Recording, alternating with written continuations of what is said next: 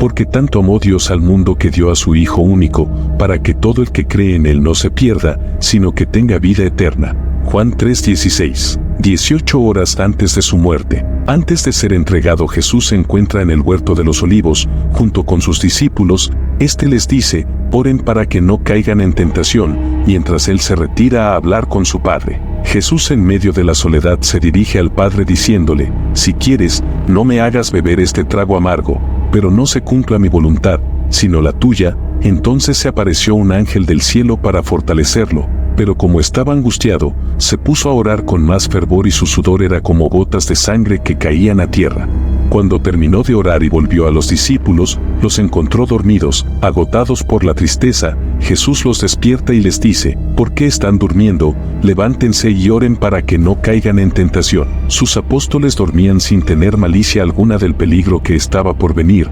Del mismo modo, Judas Iscariote, uno de los 12, se encontraba pactando la traición más vil y cruel de la historia de la humanidad. Por 30 monedas entregó a los sumos sacerdotes a su amigo, a su maestro, al Redentor del mundo, Jesús de Nazaret. Una turba enaltecida llegó al huerto en busca de Jesús, encabezada por el traidor, el que se llamaba Judas. Este se acercó a Jesús para besarlo, pero Jesús le preguntó: Judas, ¿con un beso traicionas al Hijo del Hombre? Los discípulos que lo rodeaban, al darse cuenta de lo que pasaba, dijeron: Señor, ¿atacamos con la espada? Al ver esto, Pedro reacciona y desenfunda su espada, cortando con esta la oreja derecha del siervo del sumo sacerdote llamado Malco. Jesús lo reprende y, tocando al siervo, lo cura de sus heridas. Jesús se dirige a Pedro diciendo: envaina la espada, que todos los que empuñan espada, a espada morirán.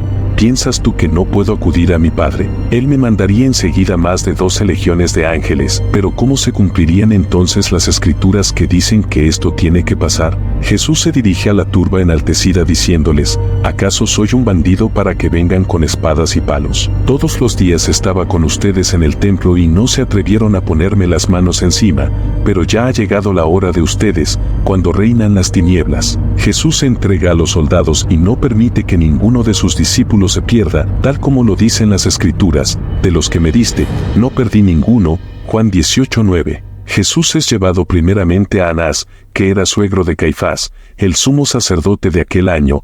Caifás era el que había aconsejado a los judíos que les convenía más que muriera un solo hombre por el pueblo. Mientras tanto, el sumo sacerdote interrogaba a Jesús acerca de sus discípulos y de su enseñanza.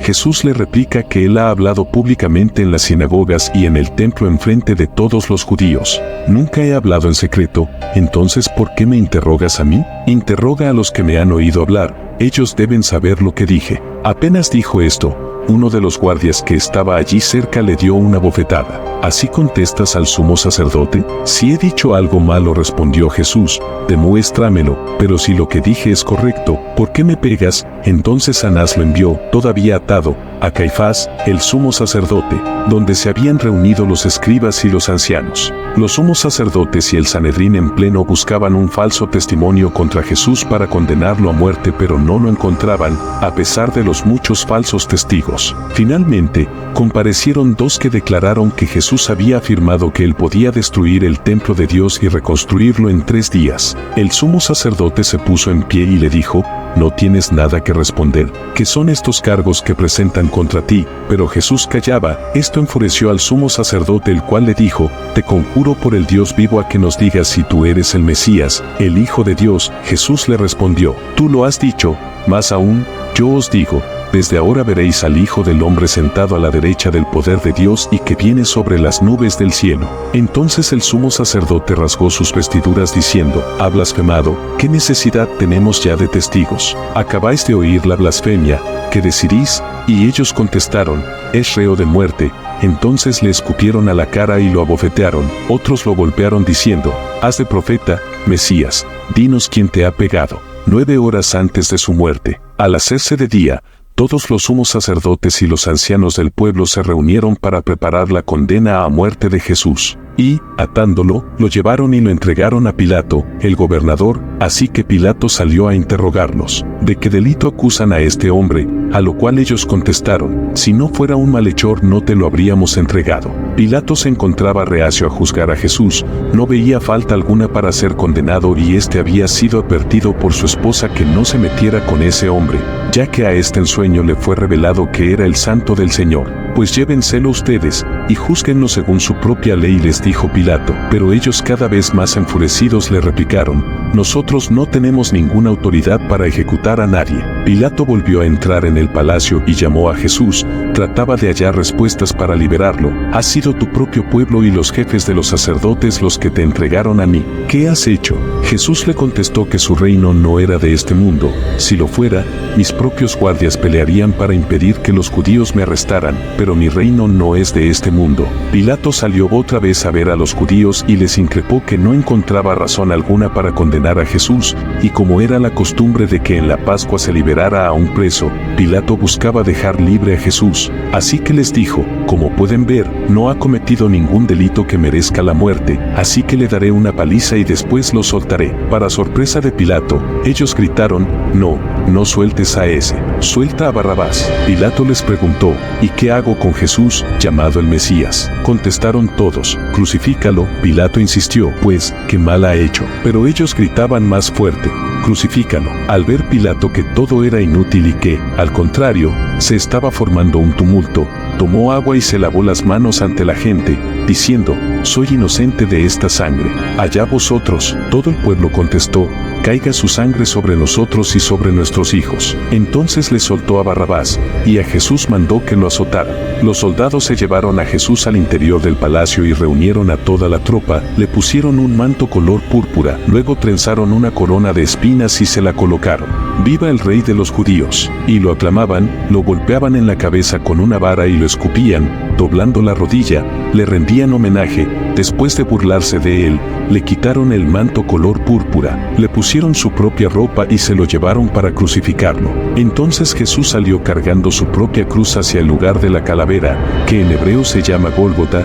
Allí lo crucificaron y con él a otros dos, uno a cada lado y Jesús en medio. Entonces Jesús, dirigiéndose al Padre, exclama: Padre, perdónalos, porque no saben lo que hacen. Cuando los soldados crucificaron a Jesús, tomaron su manto y lo partieron en 4 partes, una para cada uno de ellos. Tomaron también la túnica, la cual no tenía costura, sino que era de una sola pieza, tejida de arriba a abajo. No la dividamos, se dijeron unos a otros, echemos suertes para ver a quién le toca, y así lo hicieron los soldados. Esto sucedió para que se cumpliera la escritura que dice: se repartieron entre ellos mi manto y sobre mi ropa echaron suerte. Pilato mandó que se pusiera sobre la cruz un letrero en el que estuviera escrito: Jesús de Nazaret, Rey de los Judíos. El letrero estaba escrito en hebreo, latín y griego, pero los sumos sacerdotes le protestaron a Pilato diciéndole: no escribas Rey de los Judíos. Era él quien decía ser Rey de los Judíos, a lo cual Pilato replicó: lo que he escrito, escrito queda. Gestas, uno de los criminales allí colgados, empezó a insultarlo gritándole: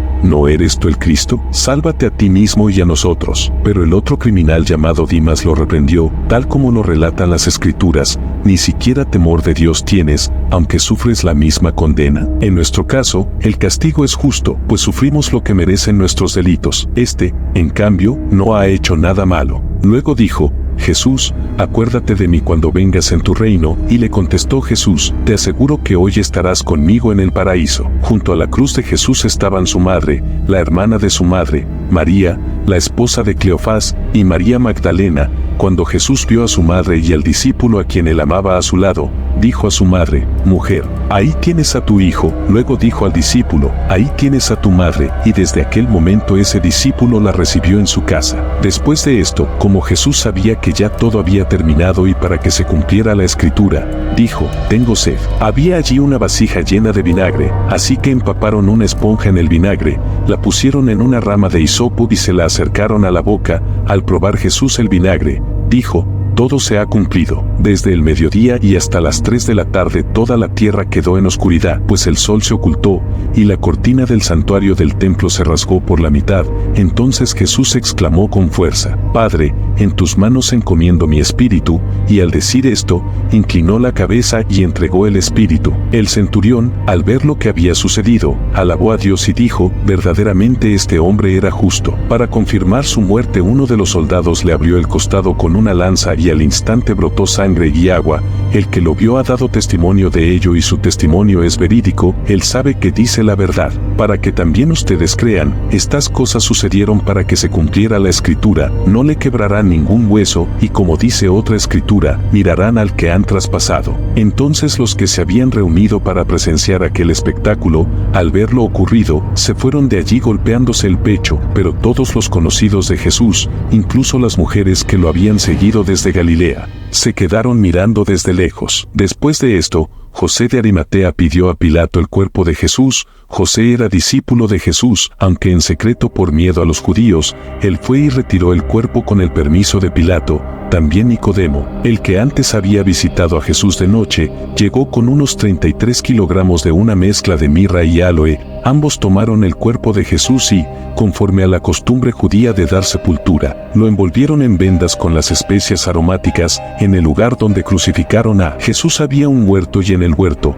un sepulcro nuevo en el que todavía no se había sepultado a nadie. Como era el día judío de la preparación para el sábado y el sepulcro estaba cerca, pusieron allí a Jesús. En este relato, hemos contemplado la profunda humanidad y la incomparable divinidad de Jesucristo en sus momentos más desafiantes, desde la soledad del huerto de los olivos hasta la cruz en el Gólgota. Jesús enfrentó la traición, la injusticia y el sufrimiento con amor y entrega absoluta. A través de sus palabras y acciones, vemos su compasión por los débiles, su perdón hacia los enemigos y su confianza en la voluntad de Dios en cada momento de dolor y agonía. Jesús nos enseña que el amor sacrificial es el camino hacia la redención y la vida eterna. Que este relato de la pasión de Cristo nos inspire a reflexionar sobre nuestro propio camino de fe, a abrazar el amor incondicional de Dios y a seguir los pasos de Jesús en servicio y humildad. En él encontramos la esperanza y la promesa de un nuevo amanecer, donde la muerte es vencida por la vida y el amor prevalece sobre el mal.